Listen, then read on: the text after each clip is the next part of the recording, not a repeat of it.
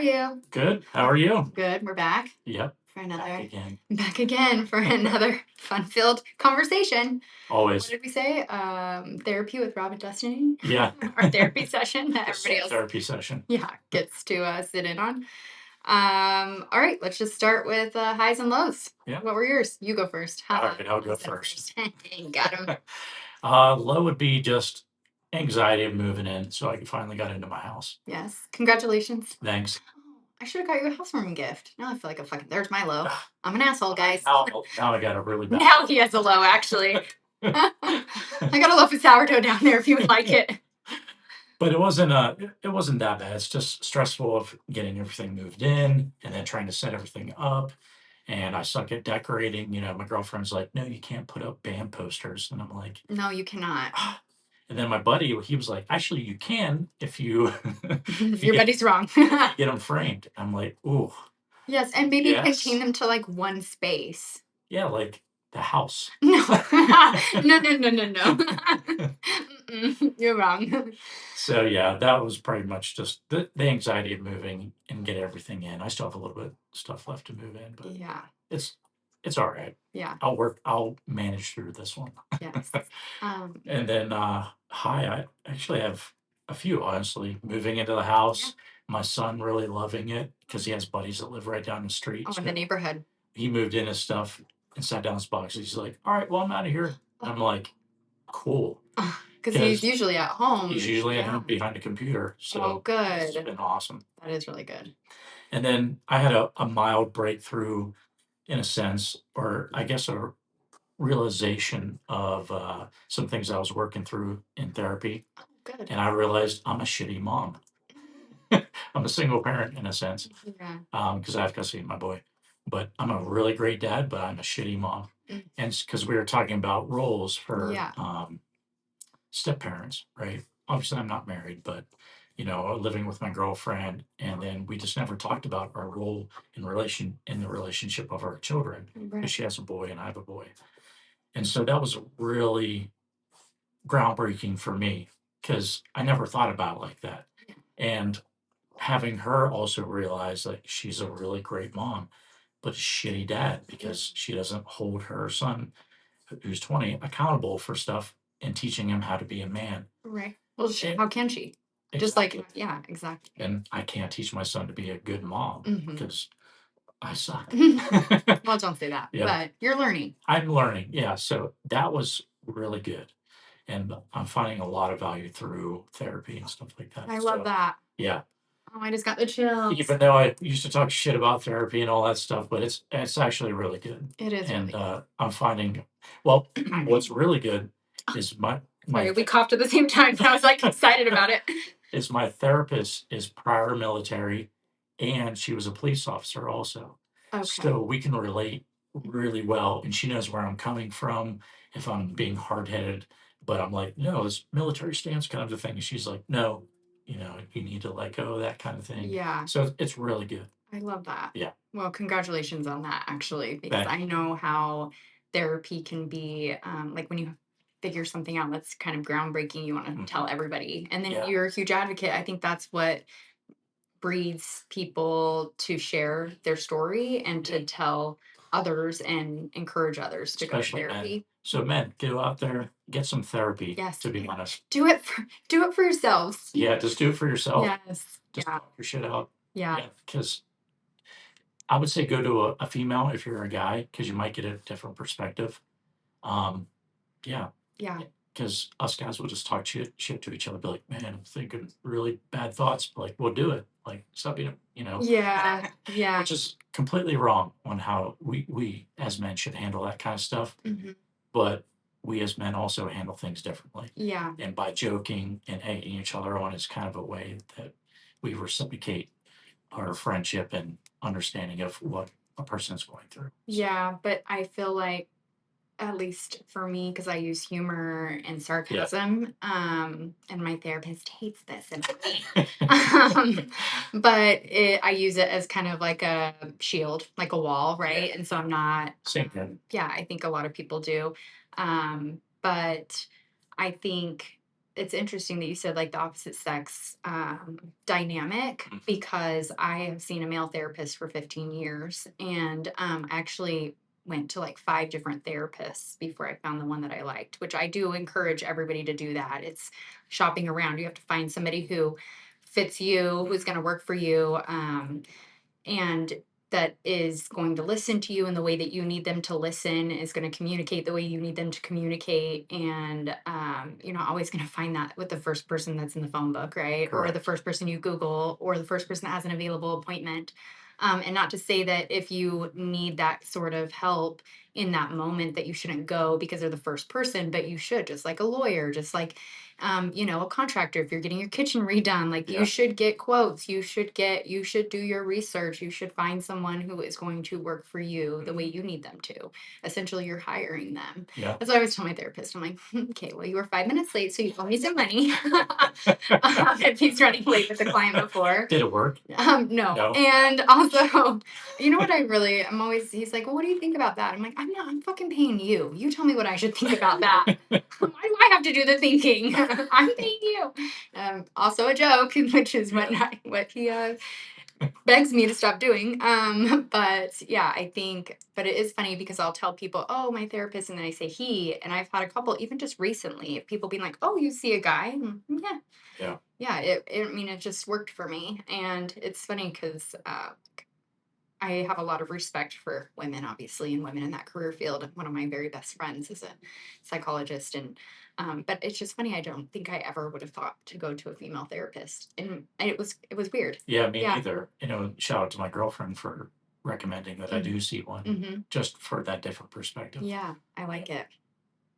Well, I'm glad that you had that breakthrough. Yeah, thanks. Yeah. Appreciate it. Yeah. All right, you. I had a rough week, guys. I had a lot of lows, which is sad because I really do try to be so positive, and I think that's what's really hard. Like I can just like feel it in my back, and I try to do all these self-help things this week, and I say self-help, they're not really. It was just like things that I know typically will like relax me. Like I went and got my hair dyed. I got my lashes filled, like things that typically relax me and make me feel good. And I went and got a pedicure, and I'm still feeling so fucking stressed. So I got a massage and a facial, and then I had therapy on Friday, and that actually did the trick, which is just funny. Haha. And I shouldn't say did the trick, right? Like but I was able to like process and work through some of the things that were bothering me from the week, and had someone who knows me and knows, okay, you're just spiraling. It's not going to be that bad. But also, this is the thing, you have stuff that goes on in your life, and everybody around you is like, it's not going to be that bad. Everything's going to be okay. You're going to be fine. And I'm like, okay, first of all, I get it. But, and I get that you truly probably do believe that, and you're trying to make me feel better, but can we just agree that nobody knows if it's going to be better? And right now, I just want to be heard in the fact that I am stressed and overwhelmed, and I don't know what's going to happen. Yeah. And neither do you or you or you. So stop fucking telling me it's going to be better just for a minute. Like I just, I think I went there, and that's exactly how he responded. And I think I needed that. And I think sometimes you go to search. So my sister actually said this to me years ago, and she said, I have like 4 different friends. And I go to those friends when I need certain advice or want certain advice. So if I'm going through this situation, I will go to Tiffany for a pep talk, or I'll go to Bethany for like the hard truths, or I'll go to Rob for, laughter, or whatever I need to get me through that. And so she's like, I have these different friends that I go to when I need something different, but sometimes your friends are just giving you what they think you need to. So I think there's a lot of truth to that. Like I have different friends that I know are going to provide different feedback. And so I tell my story to everybody, because I'm like, I want all the feedback. I want to know what everybody's thinking, what everybody's feeling about a certain situation. But anyways, therapy helped. Therapy was probably a high for me. But I knew that I needed it when on Thursday, I almost broke down because I couldn't open a jar of pickles. And I actually texted Rob about that later in the week because he's like, how's it going? And I was like, I'm gonna die. I'm gonna kill myself if I can't open this fucking jar of pickles. It's just frustrating. It's frustrating. It makes you feel sad. And I don't often feel super lonely living alone and coming out of a divorce 2 years ago. Like I feel very fulfilled. I have a lot going on in my life. I'm very busy. But in moments like that, or when you're going through a hard time, I start to feel lonely and I get in my head and then I can't open a fucking jar of pickles. I'm like, nobody's here to do this for me. And it's so frustrating. I got it open and, after like it was like 10 minutes and I was sweating profusely, but then I was like, okay. And I did it without crying, but I almost did start crying. And I was like, you are not going to cry over a jar of pickles.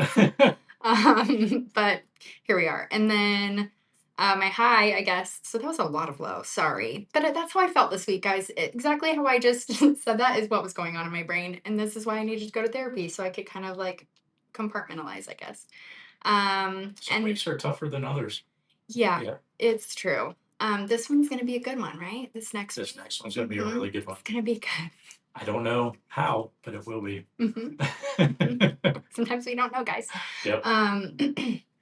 And then my high was I got to play pickleball I play regularly, have like a group of 3 friends and one of them has been out of town for like 6 weeks, I think. And so he got back and we all got together yesterday and played and I recorded all of our matches. And then today I sent them all little like highlight reels for themselves. But I'm a bitch. And I did highlights of all their shitty shots. Nice. Except for Bonnie, I did hers. I did hers of all of her like great shots, and then the 2 guys. So it's like, hey guys, here's your highlight reels. And they came back, what the hell? But they actually thought it was awesome too. So my highlight was that I'm a jerk, and I thought it was funny. So, anyways, I will redo their highlight reels and send them their good ones. But I did that for the draft league, my team, the casual dinker team. Oh yeah, a lot of good reels, and then Clint, he was standing there and he flicked his paddle and caught it, but then he tried to spin it and it dropped out of his hand. And then he looked over and he's just like, I don't know. That's funny. And you got it on camera. And you just send it to him. You just send it to him over and over. The best friends, guys, are people who do the meanest things to you. Yep. That's great. I love that. All right. Well, I think we can probably get into our topics. Yeah, what are we getting into today? Pickleball ratings and skill levels, I think, right? Okay. So yeah. Controversy, right? I think right now, yeah. So we wanted to talk about it, but I think we'll just start off, which I wanted to do an episode on this sooner for people who don't know about pickleball. And I guess like explaining what pickleball is, right? Because I know we have a lot of friends and family who want to tune in and don't even know what pickleball is. So I think it probably wouldn't hurt us to go back and talk about like this is episode 5. Well, we could talk about it. They not look up what freaking pickleball is. Okay, relax. Let's be nice. Yeah, I'm calling you out, friends. I think we could talk like history of pickleball and how it got its name, and because do you even know that? 1965. It was in Washington, right? Seattle area. And at first I heard that Pickles was a dog's name, but I also heard that that's not true. Oh. So we need the Mythbusters. Yeah. I said myth and it sounded like I was like listing something, and then I was like, well, I said Mythbusters, but then I was like, does that mean having a list? But because what is the word? And it really, like, I had like a brain moment. I'm having another one right now. I'm having a fucking stroke, I think. I'm gonna have a drink really quick. So yeah, I don't know if pickleball is named after the dog Pickles or not. That's the story that I always heard. So maybe we'll have to do some research and come back on that. Yeah. Or if you guys know, let us know in the comments. Yeah, that would be good. Yeah. I always forget to like suggest that. Rob's so good at it. I'm like, I thought we were just here having a good time. We only had one comment though. Oh, I think is that only on YouTube though? No, that was Spotify. Oh, it was. Oh. Yeah, episode 2. Oh yeah, that's right. So get to typing, guys. Leave us the comments. We'll clearly know where they come from. All right, so pickleball skill levels. I think we should start with that. So your rating goes from a 2.0 to a 5.0 or higher. We're doing a podcast for amateurs, so we can kind of stop at the 5.0. I think anything above a 5.0, you're kind of venturing into the pro division, or like now that there's so many pros, now you could kind of get into where you're doing like the seat, like to be seated, and I don't know what they call it. I don't keep up a ton, but it's you enter in and then you have to win. I don't know, guys. So we're just going to talk about amateur level ratings, 2.0 to 5.0. And I pulled up this cute little, like a simple yes or no way to figure out your skill level. So a 2.0 is a newbie, literally knows nothing. So it says, if you can say yes to 5 or more of these statements, then that's your skill level. If you say no to 5 or more, if you say no to 5 or more, you're not that skill level. So we can start at the 2. Okay. So you know where to stand at the beginning of each point? Yes. Okay. So Rob's doing good, guys. Usually get your serves in. Usually. I don't know why it has like quotes. Usually. Okay. I usually let the return of serve bounce, which is a rule. So usually he does. Yes. I'm getting the hang of keeping the score. Score's tough. And for those of you guys that don't know, you say like 3 numbers. If you're playing doubles, you say your score, your opponent's score, and then what number server you are, because there's 2 of you. If you're playing doubles, there's 2 of you, and you each get to serve. Correct. So let's say that like I was 5 and Rob was 0, and then I was the first server. So we're 5-0-1. And then if I missed my serve, now my partner serves, and we would be 5-0-2. So yeah, that's how you get the hang of keeping the score. And it gets really difficult when you start, because then it's 0-0-2. Yeah, you start on. I didn't want to get into that. You start on. I don't want to confuse everyone now. Yeah, we can get it. That's what we need to save. We need to talk about how to keep score, what pickleball is, where it got its where it originated from, the name, all of that. See, write it down, Rob. Yeah, I'm kidding. I often keep the ball in play. Yeah, I know what a dink shot is. Yep. So you are a 2.5 so far. Let's see if you can make it to 3.0. I have the basic rules down. Yes. Yep. I am working on getting my serves and return or serves deeper. Nah, I go deep all the time. Okay. I'm going to move on to the next one. I am working on getting my dink shallower and lower. You just say yes. Jesus Christ. Okay, listen. We're going to take a pause for a breath. Okay, I am capable of hitting a few dinks in a row. Yep.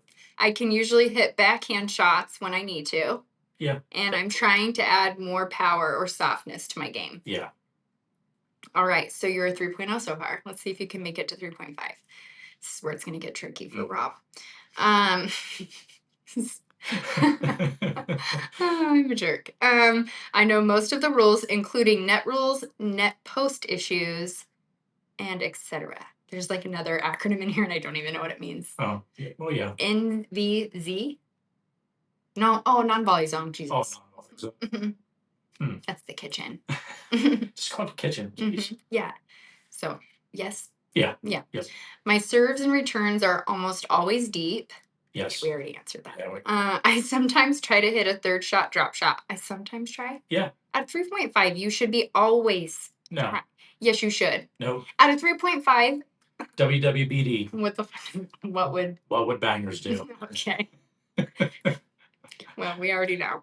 Third shot drops they're good, but they're overrated. You just drive the shit out of them. No.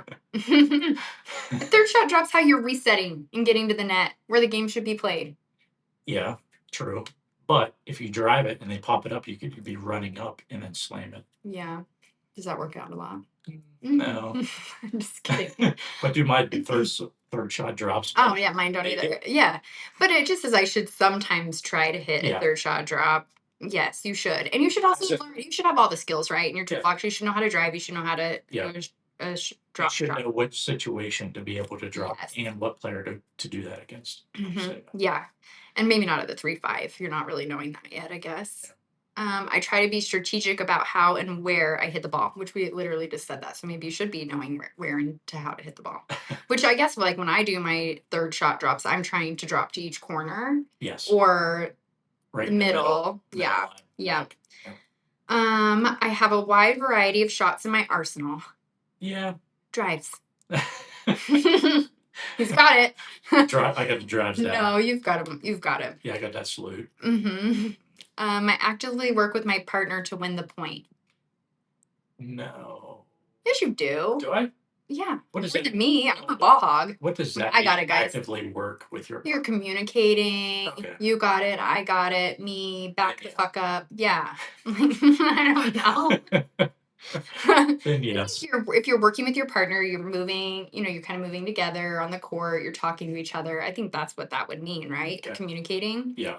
Because I think maybe at the lower levels, you're not so much worried about your partner. You're still learning the game. You're still worried about yourself. True. And so maybe that's why the 3-5 that has that in there. Okay. So Rob, you're a 3-5. Congratulations. Are you ready to see what a 4-0 holds? Now, this is where I probably won't make it. Probably. I can often anticipate my opponent's shots. Yeah. Yeah. I often finish the point when my opponent gives me an opening. Typically, yeah, I can. Yeah, unless I hesitate. And then I'm like, right into the net. I get too excited. I am usually consistent with the drop shots and dink shots. I would say add drives with the drops because it hasn't really talked about drop or drives, but I feel like they are. Like, they're kind of similar, right? Like, so I'm usually consistent. There's a lot more drives that are happening, even in the pros. I agree. And the more that like tennis players come into the game too, I think there's a lot more drives happening at the lower levels too, as they figure out that they're actually higher skilled and move up. But okay, so I would say yes, you are consistent with that. I almost always play at the non-volley line. Yeah. Yeah. With a good partner, I can cover almost any shot. Almost, yeah. I think so. Are you thinking back to when we played? Just kidding. With a good partner. There's a few. He's like, times I'm thinking didn't actually come into mind. Yeah. Where you actually picked up a lot of my slack. Oh, I don't know. No, I agree. I try to be patient and wait for the opening.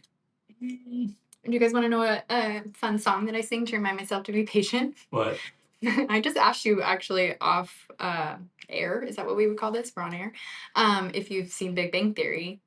And there's a song that Sheldon's mom used to sing to him. It's called Soft Kitty. It's so embarrassed right now. I'm probably turning bright red. Soft. But I sing this to myself, and it's when he was sick, his mom would sing it to him when she's like rubbing his chest.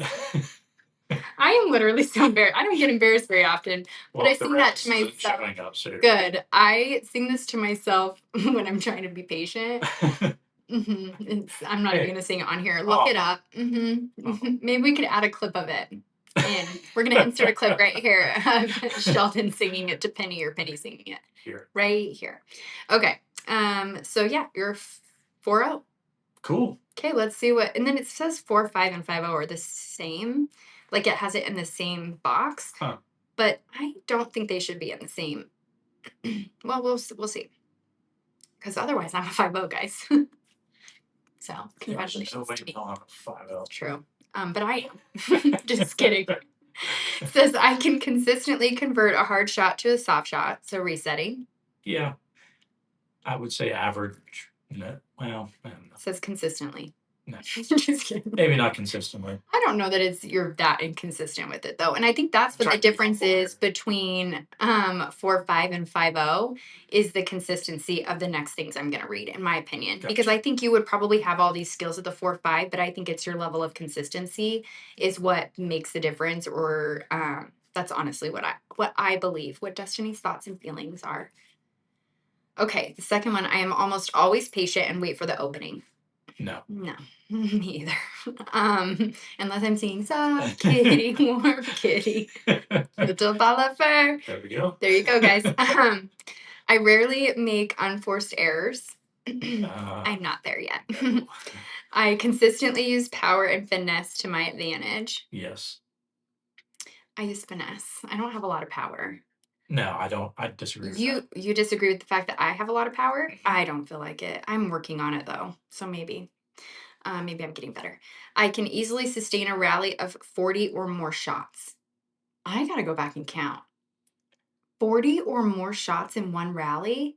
Damn. I don't think so. Google what the can you Google what the longest? I think it was like 80 something, and that was pros. Google, I'm very curious. I can easily sustain a rally of 40 or more shots. That seems like that seems like a 6.0 yeah. rating. Okay, guys. Unless I'm like way out on the night. I feel like 20. I've counted to like 25 maybe in one of mine. There's no way. Now I'm gonna have to record it and watch. The longest pickleball rally is 16,046. No, that was for freaking Guinness Book of World Records where they were probably just dinking it back and forth. Oh, okay. Don't you think? Yeah. 16,000, that wasn't in no. 6 hours. Yeah, no. You guys, normal matches are like 11 to 15 minutes. Well, it depends on if you're going to 11. I'd say if you're going to 11 and you're equally skilled, it could go to 30 minutes maybe. But could you dig for 16 hours? I couldn't. No. Yeah, my shoulder hurts after I played twice yesterday and my shoulder's fucked. So no, there's no way. And I played 2 separate times and only 2.5 hours. So that was 4.5 hours, guys. I know how to count and I didn't bring a calculator today. 82 shots. 82 shots is the most.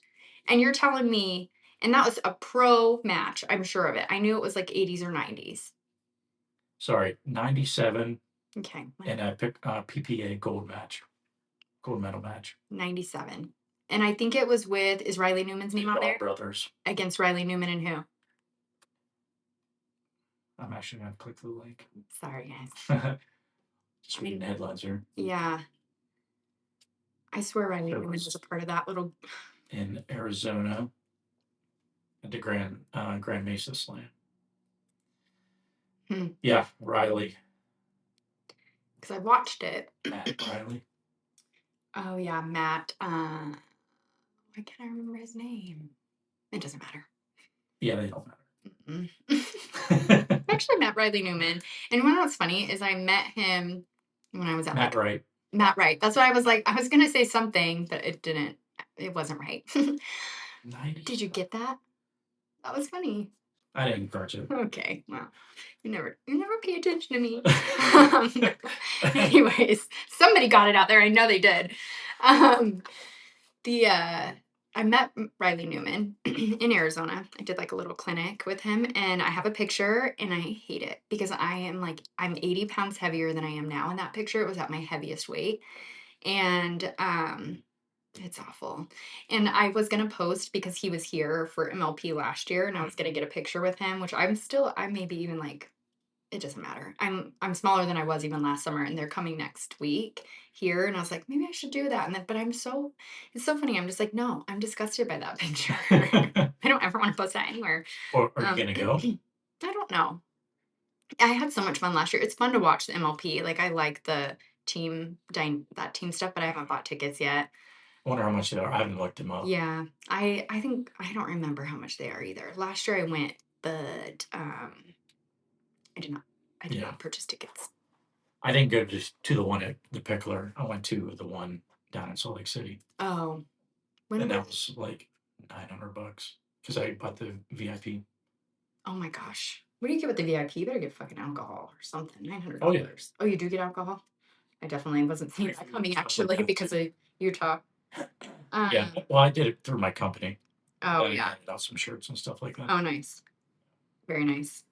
Okay, back to the 4.5. Okay. So apparently you can easily sustain a rally of 40 or more shots. I'm gonna record games this week and I'm gonna count. I'm gonna go back actually from yesterday's videos and see. I don't think I am there. I don't think I'm at 40. No. I've counted one that was like 20 something. I can't remember. It was like 24, 25, 28, something like that.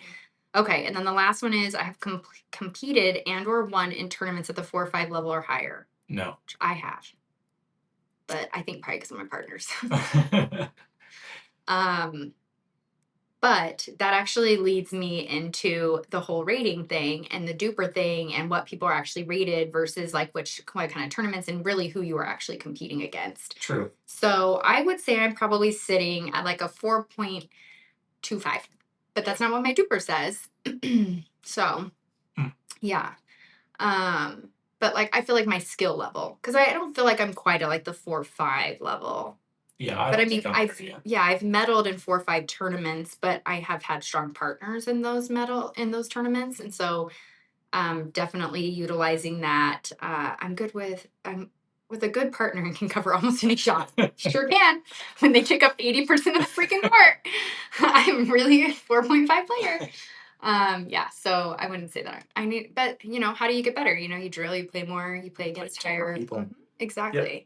I was just talking about that with Justin this morning, actually, because we were talking about how sometimes when you play down, although like I love playing with everybody, I love teaching people. People taught me, they took time out of their day to play down with me.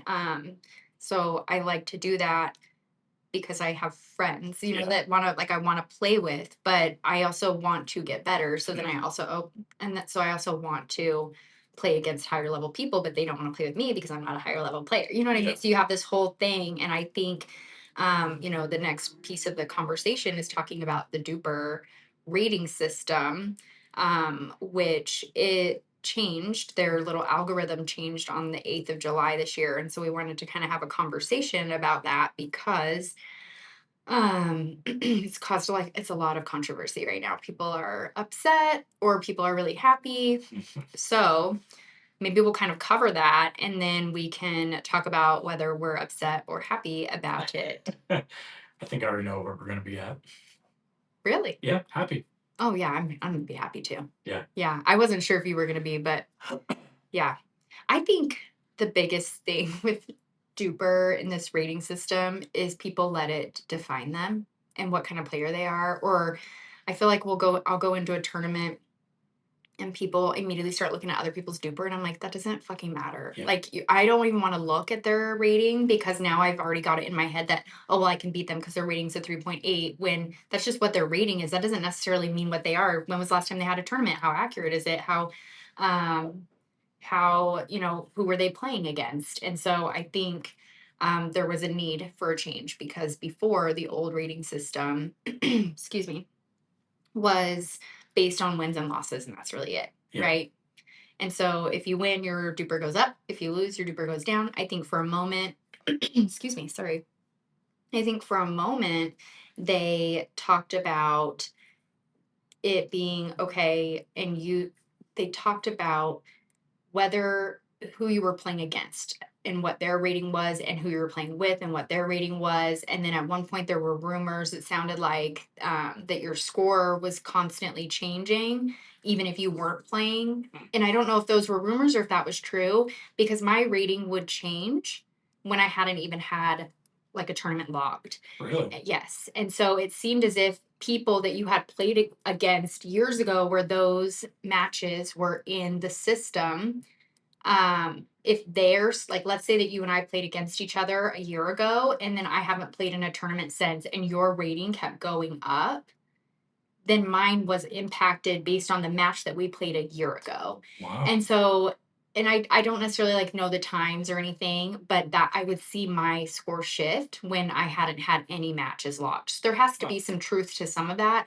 Yeah. But I didn't do enough research before talking and getting together today on that specific piece. But I do know previously from like 2022, 2023, 2024, that really your rating was just based on wins and losses.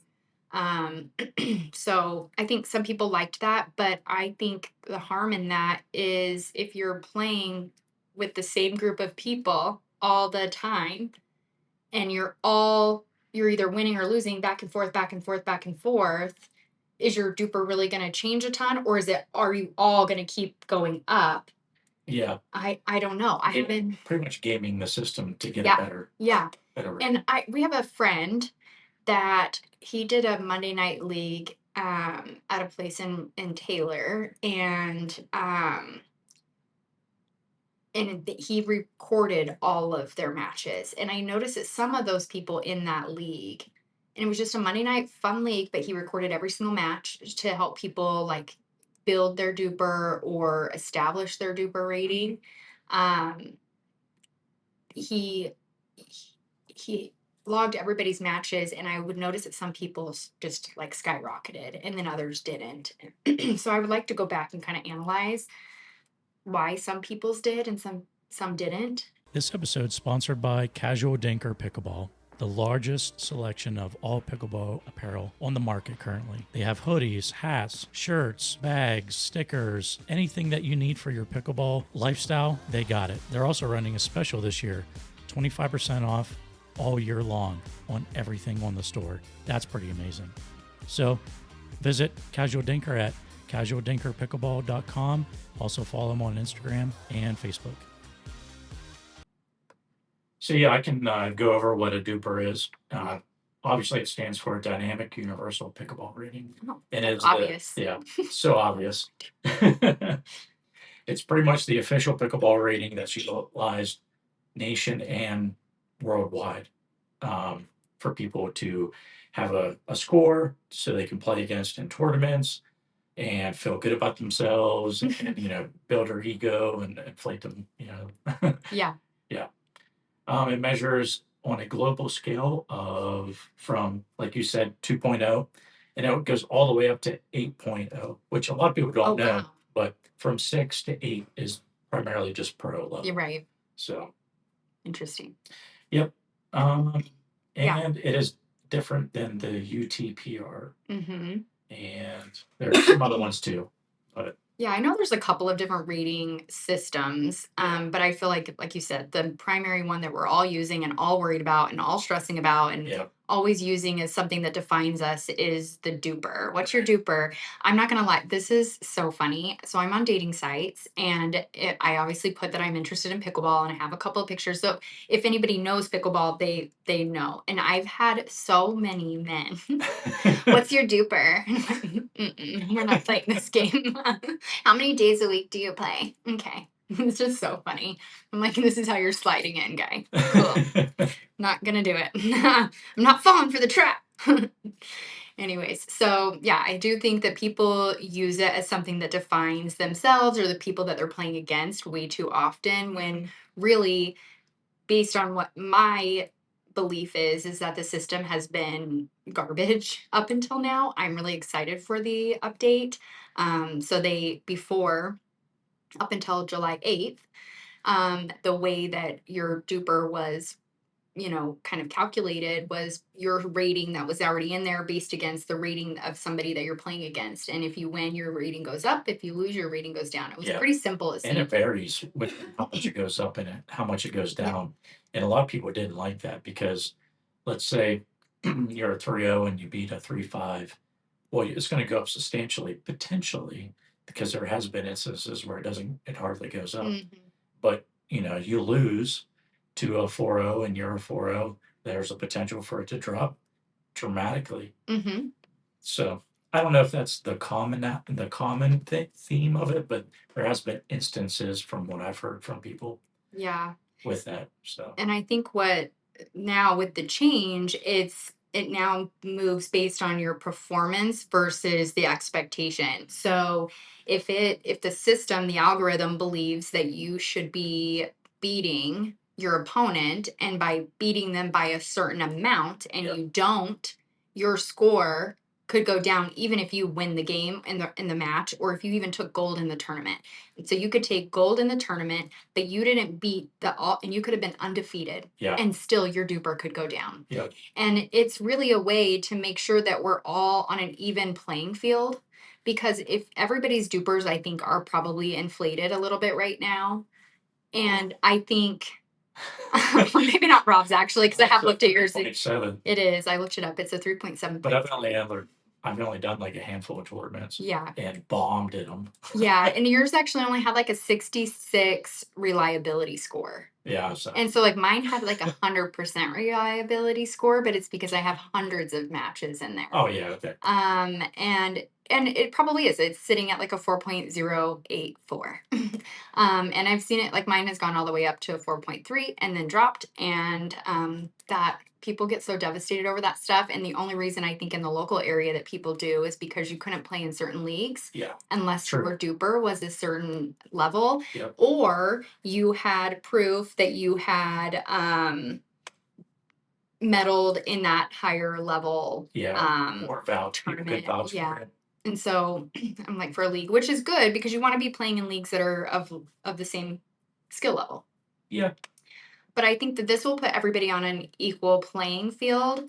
I think in like the next year, and when I say everybody, I don't just mean like the people that we play against here. I feel like I can go to other states. I've talked about this before where I've traveled for pickleball a lot and I've played, and I come back and I'm like, I don't think their 4-5, their 4-5s are better than ours, or their 4-5s are Yeah. But because I feel like, especially when you continue to play with the same group of people and you move up, and you like, there's so many 4-0 players, or they always tell you, you know, you should be playing up in leagues and down in tournaments, which is just silly because you've got all these 4-0 players that are playing in 4-5 leagues because they want to get better. They want to, but then those 4-5 players don't want to play with those, and because they want to get better and they're playing in 5-0 or getting their own little private groups together.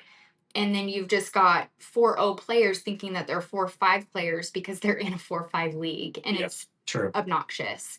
Or you've got the same, like you've got 3-0 players playing in a 3-5 league, and I'm like, you're not a 3-5, but because all of you are in this 3-5 league, you think you're 3-5, and then you go into a 3-5 tournament and you get killed. And that's actually depending on if the tournament is DUPR rated or not, or if it's UTPR rated. I think that's what it was, UTPR. If it, you know, if it's a sanctioned tournament, your skill level, like people are higher skill and playing down. And then you go travel and then you enter into a 4-0 division thinking that, oh, everybody's the same, and then you get killed or you kill. Like it, I don't feel like even from state to state it's the same. So I hope that this new algorithm will fix that and kind of put everybody on the same playing field, because it really should be based on your performance and how well you play against your opponent. Yeah, that's why I like it, because you could, like you said, you can win, but you could still drop down in your score if you didn't meet the perceived level of score, I guess, outcome. Yeah. So like if I'm playing, if I'm a 4-0 and I'm playing you a 3-7 on paper, right? It's just on DUPR, but this is what we mean, right? Like, so this is a very good example. It's going to assume that I should beat you, and it's going to have some number. And I think this is what a lot of people get frustrated about, is that number is not transparent. So I don't know it, you don't know it. DUPR has it in the background, right? So they've got it in their algorithm, they've got it built in. And let's say it says, Destiny, if you guys are playing an 11 to, you know, a game to 11, the score should be 11-9. And if it's not, and I let you get to 11-10, then my rating goes down and yours goes up. And who knows by how much, because that's what I think we don't. So we don't know that. We don't know. Probably proprietary. Yeah. Which I get it. And so but I think then it's going to just put us all where we should be. And then, so we're going to see our DUPRs probably, you know, go up and down and then level set within a year, I would think, if you're continuing to play in these DUPR rated events or DUPR reported events is what I should say. People that sandbag too.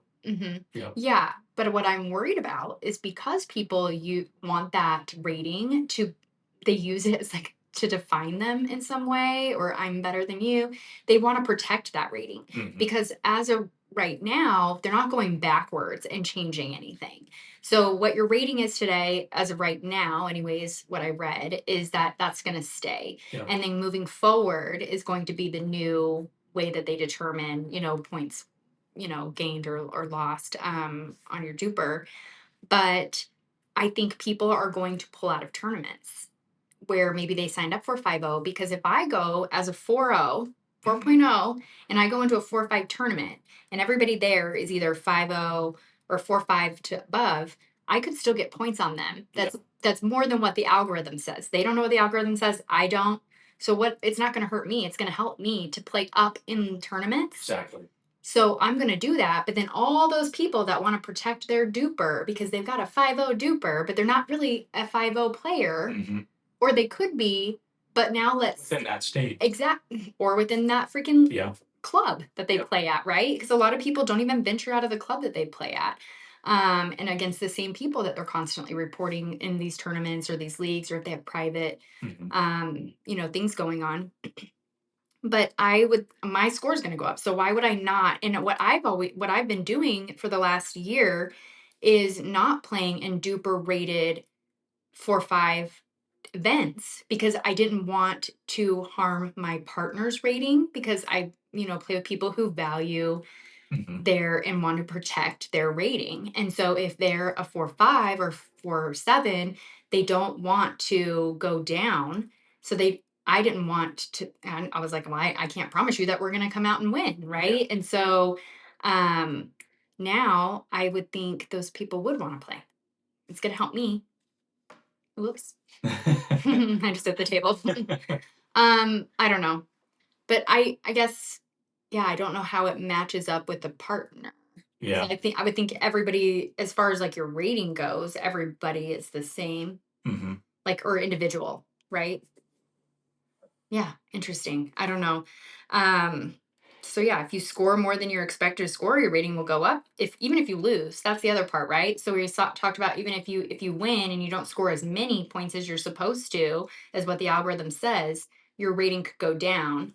But if you lose a game, but you scored more than you were anticipated to score, then your rating could go up. Yeah, I think that's the key point. That's going to be really yeah. Here I come for 5 and 5 tournaments. I don't really care about DUPR. I don't do a lot of DUPR stuff. I specifically don't do tournaments because of the DUPR. I just don't. You don't want to have it define you, or you don't want other people to use it as like a defining. Do you feel like it would take the fun out of it? Yeah. Yeah. Yeah, it's too much pressure.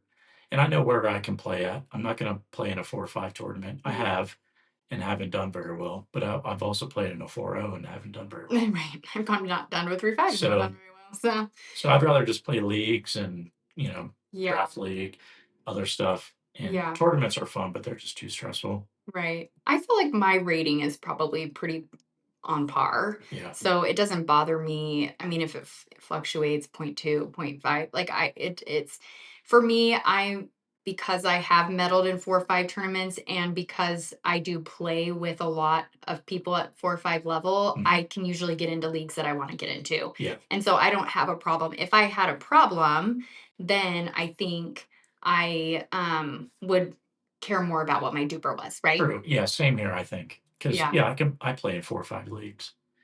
I've only ever done the ladder league, but I'm always on court 1, 2, or 3. Oh, see, yeah. So those are the top courts, guys. Yeah, not the bottom. You would think. But that's just local area, right? Yeah. So. Yeah, and that's what I'm just like when you're playing against the same people, how do you really measure your rating? And so even when we go into these tournaments that are local tournaments, how are you really measuring your rating, even this new algorithm? Yeah. So I will be, we should mark it on our calendars in a year from now to see how our DUPRs change and what, people start saying about it. Because I think that'll be really interesting. I did talk to a friend today that said her friend signed up for a 4-5 and her and her partner, their DUPRs are low. And they saw a bunch of names drop from the thing after this July 8th date. Oh, wow. They saw a lot of women drop from the tournament because they don't want their DUPRs impacted. And it's like, why? Yeah. Why? Because you want it to be, you don't want it You want to protect your DUPR, then win. Yeah. And win by a lot. Like, I don't, and that's why I think, the DUPR thing is kind of garbage and I say garbage, people stress so much about it. And I'll go into a tournament, my partner's like, oh, well, they're a 4-5 and this is what their DUPR is. And I'm like, stop. Now you're getting in your head. Because I've played in a tournament where a guy was a 5.2 and that's not his actual rating. He's very good, but he's not a 5.2. And even then it said like, the accuracy was like 20,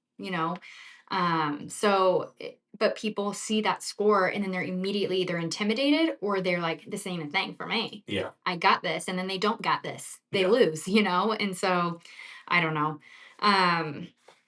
But I thought that was it's interesting. The whole rating system is interesting, but I think a lot of people feel like they're getting punished.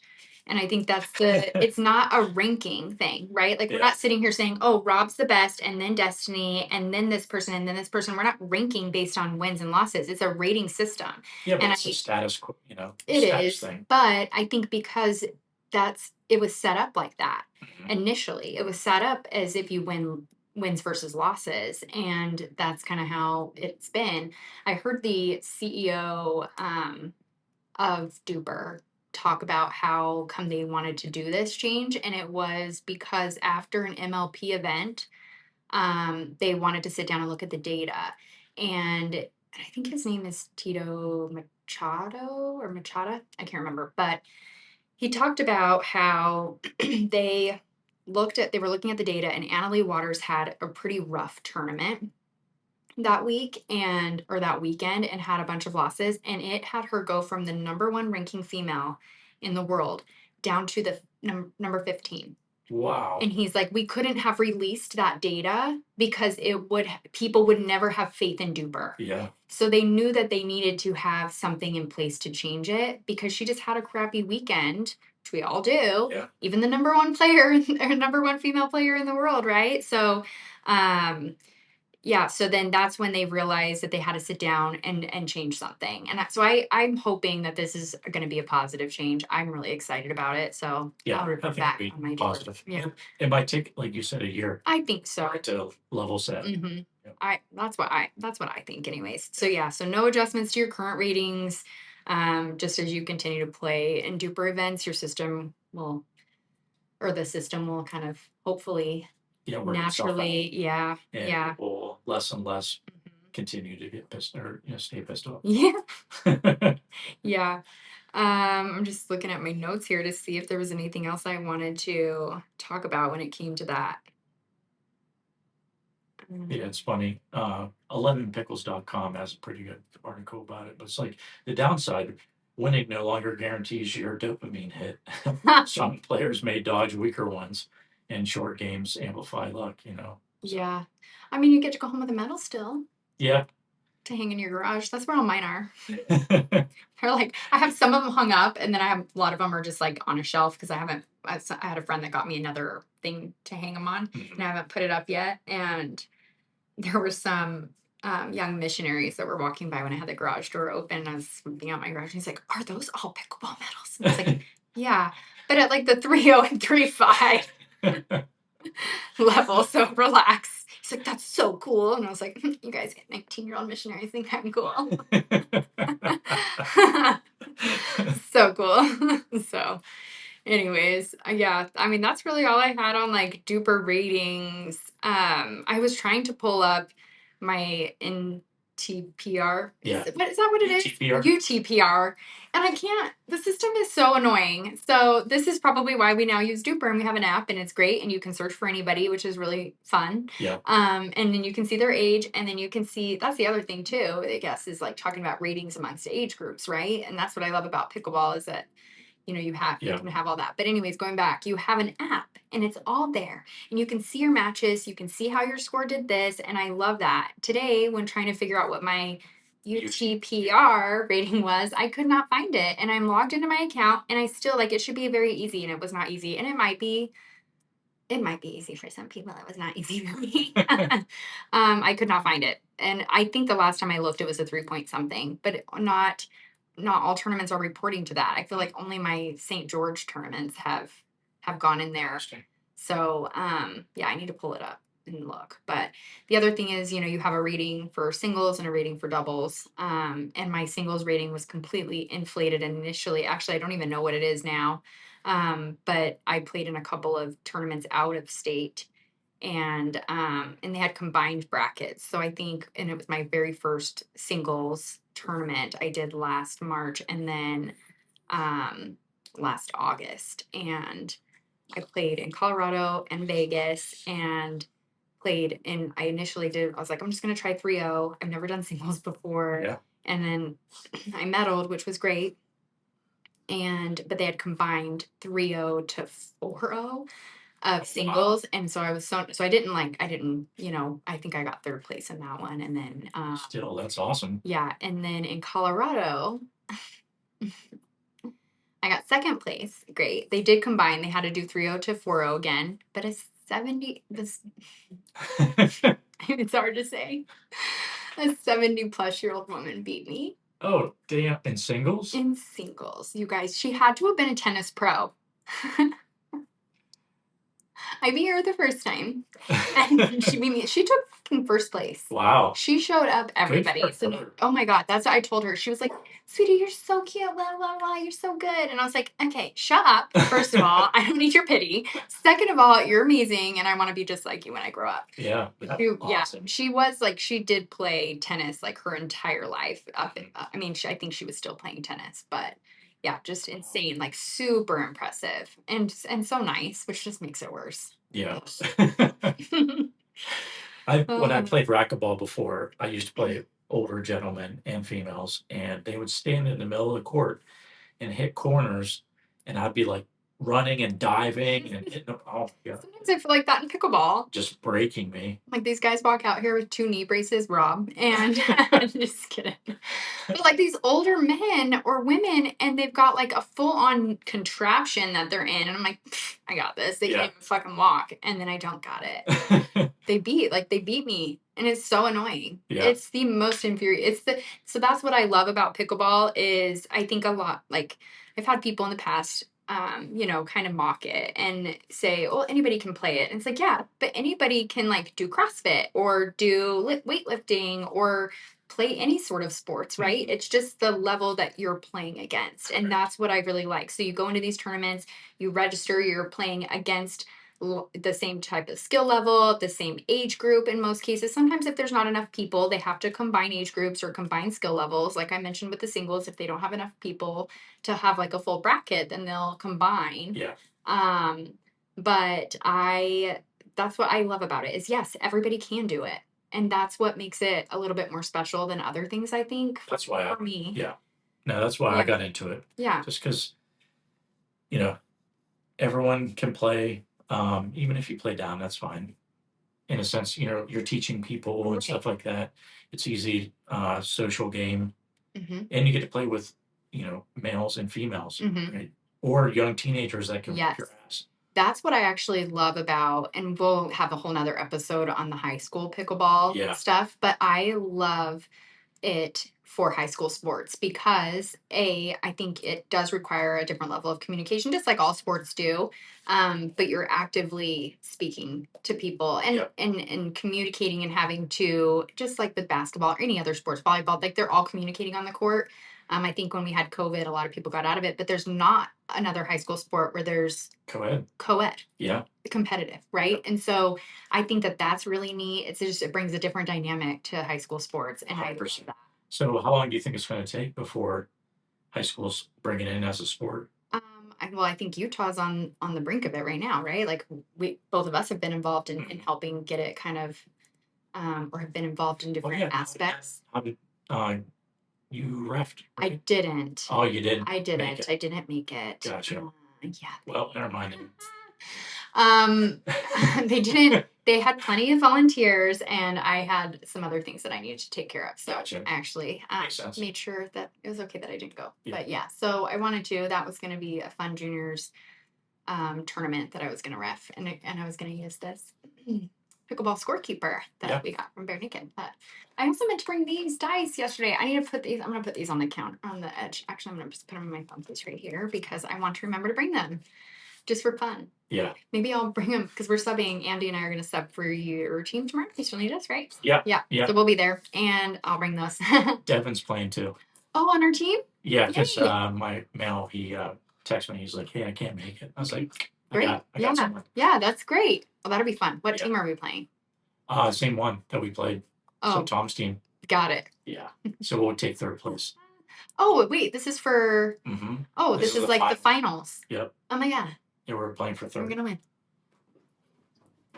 Oh, we're playing. You said so. We're going to take third place. It's very confident. Now I'm a little nervous. I'm like sweaty. Don't tell Andy that. All right. Don't tell Andy that. So, yeah. Anything else on ratings? Yeah. What other rating systems are there besides DUPR? Isn't there one that just DUPR started? It starts with V. Yeah. Or it's like just in the infancy. Yeah, phase? It's called VAR. So Visually Assessed International Rating. VAIR. Yeah. So they can spell. And on their websites, they don't really dive into kind of like DUPR does with the math or algorithm and how it really works. So you can look it up yourself. And so that's what we're here for. Yeah. It's VAR or VAIR 5. Okay. Oh, that's DUPR. cute. Yeah. So what does it, the VAR stand for again? Verify. What is it? Visually Assessed International Rating. I hate it. Just kidding. I don't. Yeah. And maybe, I think, but like, why do we need multiple? I don't know that anything's going to come. I don't want to be mean. No. I don't want to be negative. I want to be positive for Bear. Something better than DUPR, awesome. But I think DUPR's. I think they're nailing it down. They are. And for them to stay competitive, they'll change whatever they need to stay on top. Yeah, I agree. So, and they're just embedded with so many because I think they're embedded with like PPA and I think it'll be hard for, and not to say that they can't come in and be successful. Maybe DUPR didn't think that. Maybe none of us thought that initially, and so maybe they will, and that would be great. Yeah. Yeah. And I got a friend from Florida who's really involved with it, so I'll reach out to him and try to get more information. Yeah, maybe he can come on and talk to us about it and what their plan is in August. So maybe we'll have him on then. Yeah, that would be not a bad idea. Yeah. The other thing I was going to mention is on the DUPR website, it just has like a little snapshot of how the new algorithm works. So obviously performance versus expectations. So I'm just going to read through this just so we can kind of recap what we talked about. So performance versus expectation, each match has an expected score based on the player's ratings, which we talked about. So if you score more than expected, your rating will move up. If you score less than expected, your rating will move down, right? The type of match. So if it's a club or tournament match, influences your rating more than a self-posted one. I did not realize that, and that's actually a question that I wrote down. So it's cute to have a little visual now to tell me that. So I guess, so like if you and I just went out, we were just trying to get a singles rating because we want to go into a singles tournament, you have to have a rating established or something, that our rating probably wouldn't be, I think it would give us a rating. It just wouldn't be impacted as much. Okay. Yeah. And then your newer matches have a bigger impact on your rating than the older ones. So where it does say that your old ratings, like your history, isn't going to change, or those old matches that you have aren't going to have an impact, but it seems like the new ones starting July 8th and moving forward are going to have a bigger impact. Nice. So interesting. So it's kind of getting a way around saying that you're, I don't know. Maybe I'm overthinking it.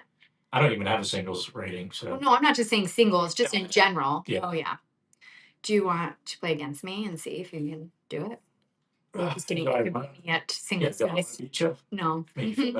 No. I like feeling good about singles. I will tell you, I had a text message from somebody the other day that was like, hey, we're doing a money ball singles. Do you want to do it? And I was like, with a bunch of 4 or 5 men? No. Well, you've been into singles. You like singles. And I was like, I do like singles. I like to play against women who are of equal skill level. I don't want to, and I can play against a man who's of equal skill level. But when that is happening, I'm not afraid to admit that a man that's a 3.5 is going to be different than me as a 3.5 as a female. Like, it's just the caliber is a little different, I think. So no, I'm not going to go play money ball. You want me just to Venmo you $10 and not show up? No, thank you. I'll just donate. Yeah, just donate to your guys' cause.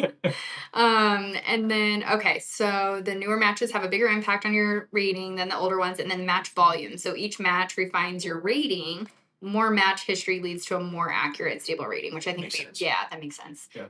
I think that's probably why mine is showing like 100 on the what do they call it? The my dog's grabbing under the table right now. I can't. Toy on my legs. Gosh, he's so annoying. Stevie. This is why I'm recording on Sundays. This is how it. Do you notice that it's different than when we do it on Wednesdays? Yeah, he's usually chill. Because you take him to daycare on Wednesdays. They're not open on Sundays. And apparently I didn't play with him enough. He's got a lot of energy. He's the cutest boy though. He is. Anyways, he's very stubborn though, so he just grabbed him there. He's like trying to make an appearance. Anyways, so yeah, I guess that it makes it, what I was going with that is that mine, the reliability rating is 100 and yours is 66. So, which makes sense because I think you're definitely higher than a 3.75. But when I first met you, it was way lower than that. It was like 3.2. Yeah, it was a 3.2. And then you came and played, like Jason was like, can I bring him? And I was like, sure. And then you came and played, and then I saw your rating later, and I was like, what the hell? I was like, you're way better. And that just goes to show that that's why we needed something different. Yeah. Yeah. So Anyways, that's all I have. Yeah, I think we're at an hour. Yeah. DUPR. Yeah. Screw old DUPR. Let's welcome them with open arms. The new update. Yes. The new algo. That's what they kept like. And I'm not the algo. They just everything like kept saying algo. Like the CEO was on a different. I think he had like done like a little interview or something, and he just kept saying algo, and I was like, yeah, it's not a word I want to shorten. Yeah, it's like collab. Yeah, I get it. You know, being a t-shirt company, everyone's like, oh, let's do a collaboration or let's do a collab, bro. Yeah, let's do a collab. She's cray. I'm like, just use the full fucking word. It was funny when I was down in New Mexico visiting Mike from Sleeves Pickleball Report, Senior Pickleball Report. We had a long conversation about using collab. Oh, I hate that. It's just it's all the new talk. Or everyone's like, oh, it's so fire. Fire. Or you want to know what took me forever to like understand? I feel like I'm young and hip, and then stuff like this. Dead. I'm dead. I'm like, what do you mean you're dead? I haven't heard that one. What do you mean? No, I'm asking you. What do you mean you haven't heard that? I feel like it's been like, now I use it. Like, oh my god, that's so funny. Dead. No. Because it was so funny you died. I still actually don't get it, but I use it because I obviously want to fit in. I'm just kidding. I just found out about glizzy. I don't know that one. Hot dogs. It's a new name for hot dogs. No. And that's like from like 3 years ago. What do you mean? Glizzies. Like if I'm just like hankering for a glizzy, people just know I want a hot dog. I would think like glazed donut. I could be wrong. Let me know. But let us know. My son was sex term. And I just heard it recently, and he's like, yeah, that's like old now. Oh my gosh. Like, we can't just say these things and not know what they mean. Right. What if it means something bad? But saying fire, that really annoys me. Glizzy. That's so fire. Oh yeah, just say hot. Hot dogs, right? Let's just. No, it's something different. Oh no, it says glizzy primarily. I'm nervous. Read slow. Yeah, primarily refers to a hot dog. It also has a secondary, less common meaning as a Glock handgun. Interesting. Oh. Particularly its extended magazine. Really? Apparently. Huh. I don't listen to a lot of rap. So. You mean you're not hearing that in country music? No, I don't listen to country. I know you don't. I was waiting. I can't get on the Giat. Do you know what that is? No. The Giat. Is there? Who knew we were going to talk about ratings and then let's look at that. Yeah. Pickleball slang. Since we're done with DUPR, let's get into something more fun. Yeah. Apparently dink. Oh wait. Oh really? Yeah. Okay, so pickleball has its own unique language with slang terms for shots, faults, and game situations. Some common terms include dink, a soft shot into the opponent's kitchen, poach. Okay, we know what that is. Yeah. Faults, we know what that is. Pickled. Oh my god. Let's talk about it. That should have been my high. We almost golden pickled somebody yesterday. Almost. Do you know what that is? Yes. So it is scoring 11 straight points on the first serve, and George and I got 9. Damn. And I'm gonna say their names against Bonnie and Nico. And wow. I could not believe it because I mean we always play and 9 straight points. I was like, yeah, but what? George is like. Well, George is really good. I'm really good too, Rob. God. I mean, yeah. I'm gonna post the videos. I had a lot of good shots, and actually, George is so good that you're so excited about right now. He messed it up for us. Really? Well, I didn't set him up very well, but yes, he missed the shot. But we were both so excited. Like I'm sure. That would have been so awesome. My gosh! And that's what we even talked about it again today. And I was like, could you imagine the bragging rights we could have? I love Bonnie and Nico, so I wouldn't be talking about this if it was anybody I didn't love. But it was so funny. I know that they were probably like, these mother effers. And then they got 1, and we were like, wah, wah. I just got a shirt idea. All right. I'm going to keep to myself, though. Okay. Yeah, don't put it out here. But tell me after. I'm trying to look at, like, flapjack. A shot that must bounce before being hit, usually during the first 2 shots of a rally. Yeah, I didn't know it was called flapjack. Me either. Let's go to Urban Dictionary. Yeah. Urban, or pickleball slang, urban. Because you know how you can, like, input your own stuff? I wonder if anybody's done that. You know what I mean? Yeah. You know what I mean? Well, I've only ever been on that website once, to be honest. A broken pickleball. This is you've only ever been on Urban Dictionary one time? Yeah. What was it to look up? Don't tell us. I think we were trying to find military slang or something like that. But that was a long time ago. I have a friend who always will input like things that we say into it. I wish I could remember something that she's done. She did come up with a oh my gosh, I wish she could. I'm gonna have to text her. She came up with a term for her husband who always wears jeans in the summer, and then they put it in Urban Dictionary. But it's like a man who always wears jeans in the summer, like even if like a pool party or something. That's funny. It did make me laugh. That's so funny. So so somebody says, broken pickleball, this is someone or something that no one wants to play with or be around anymore. It says, Barney says, Mom, no one will come over to play with me or let me come over to play with them. This is terrible. I feel like a broken pickleball. What should I do? And the mom, well, Barney, you are not a broken pickleball. You are a wonderful boy. This is ridiculous. You are just what some people may call socially. Oh, I can't say the next word. I can't say it. It's the R word. Oh, it's a hard R. It's a hard R. So there's that, and you are 37 years old now. Get a freaking life and get that out. That took so many turns. I loved it. And then there's another one that's just pickleball, and people are using the word cringe, and so pickleball is only on Urban Dictionary as a way to explain the word cringe. The most cringe sport ever created. Watching pickleball is pretty cringe. That's the sport we all love and know. Yeah. Or know and love. Oh, that's funny. That's a good way to end this episode. Yeah. All right. Well, we'll see you next time. Yeah, we'll see you Thanks. next week. Bye. Peace.